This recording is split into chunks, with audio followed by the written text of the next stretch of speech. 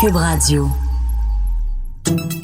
Salut, c'est Charles Tran avec l'équipe dans 5 minutes. On s'intéresse aux sciences, à l'histoire et à l'actualité. Aujourd'hui, on parle des infrastructures d'Internet.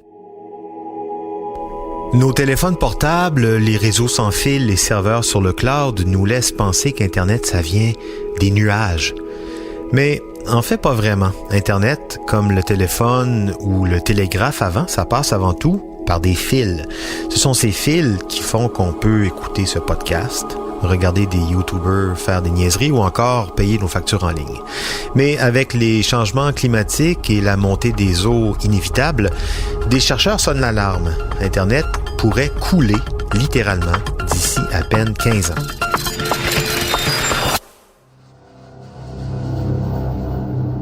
Donc, selon une étude des chercheurs de l'Université Madison au Wisconsin, d'ici 15 ans, plus de 6500 km de câbles de fibre optique, plus de 1000 centres de données et de maintenance seront sous les eaux. Les villes les plus touchées seraient New York, Seattle, Miami et Los Angeles, avec des dégâts partout aux États-Unis et des répercussions dans le monde entier. Ces résultats, les chercheurs les ont rendus publics cet été, ici à Montréal, à l'occasion d'une conférence internationale sur les télécommunications. Mais de quel câble parle-t-on au juste? 99% du flux Internet passe par les grands câbles océaniques, des câbles de fibre optique, qui pour la plupart partent des États-Unis et se rendent soit vers l'Europe, l'Afrique, les Antilles, les paradis fiscaux, l'Amérique du Sud, mais aussi depuis la côte ouest vers l'Asie. Ces câbles-là sont imperméables, ils sont sous l'eau. Mais tous les réseaux de câbles côtiers, ceux qui branchent ces câbles océaniques aux grands centres comme New York, Miami ou LA, les centres de données qui traitent le flux venant d'outre-mer, toutes ces installations sont situées sur des zones qui, d'ici 15 ans, sont menacées sérieusement de se retrouver sous l'eau. Même avant 15 ans, puisque les chercheurs parlent de 2030. D'ailleurs, ces installations ont déjà été touchées lors de catastrophes naturelles comme l'ouragan Katrina en 2005 ou l'ouragan Sandy plus récemment en 2012.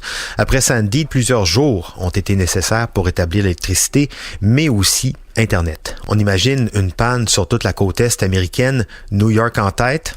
En plus, les chercheurs n'ont pas eu à chercher très loin pour faire leur découverte. Ils ont simplement superposé 2 cartes, une provenant d'un site Internet, Internet Atlas, qui détaille les réseaux de câblage physique de transport de données, un très beau site pour les amateurs de cartes en passant, et la seconde carte d'une institution publique d'études océanographiques et géographiques américaine qui prévoit l'impact de la montée des eaux sur les territoires terrestres aux États-Unis. Et là, tout de suite, ça leur a sauté aux yeux.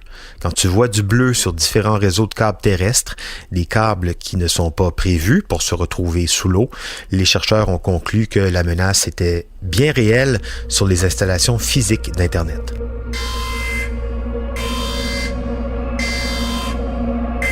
En plus, cette étude attire notre attention sur plusieurs faits. De un, une montée des eaux est bel et bien en marche et dans 15 ans, on verra la différence sur les côtes. 15 ans, c'est demain. De deux, la plupart de ces 6500 km de câbles terrestres le long des côtes n'ont pas été conçus pour se retrouver sous l'eau malgré leur proximité avec les côtes. Ça veut donc dire qu'on a préféré ignorer, sans doute pour des raisons économiques, l'inévitable montée des eaux durant leur installation parce qu'on s'entend que les réseaux de fibre optique, ça date pas de l'avant-guerre et que donc on a préféré fermer les yeux. De trois, comme je le disais plus tôt, une grande partie de l'infrastructure physique d'Internet passe par les États-Unis. Et donc, cette menace sur Internet, c'est pas seulement pour les Américains, c'est une menace qui est mondiale. Et le quatrième point, la localisation d'une partie de ces infrastructures et des centres de données est gardée secrète par les États, par les entreprises de télécommunications aussi qui redoutent des sabotages ou des actes malveillants. On est dans un domaine qui est extrêmement stratégique. Donc, pour les chercheurs de recenser cette menace, la montée des eaux, ça n'a pas été facile et on se doute qu'il leur manque peut-être encore quelques informations. On espère pas trop. Au moins, la montée des eaux a ceci de bien qu'elle nous montre, encore une fois, à quel point nous sommes à la merci des éléments et que ce serait peut-être une bonne idée aussi de s'en protéger un peu, même si je me demande à quoi ça peut bien servir d'avoir Internet quand on a de l'eau jusqu'au cou. C'était en 5 minutes.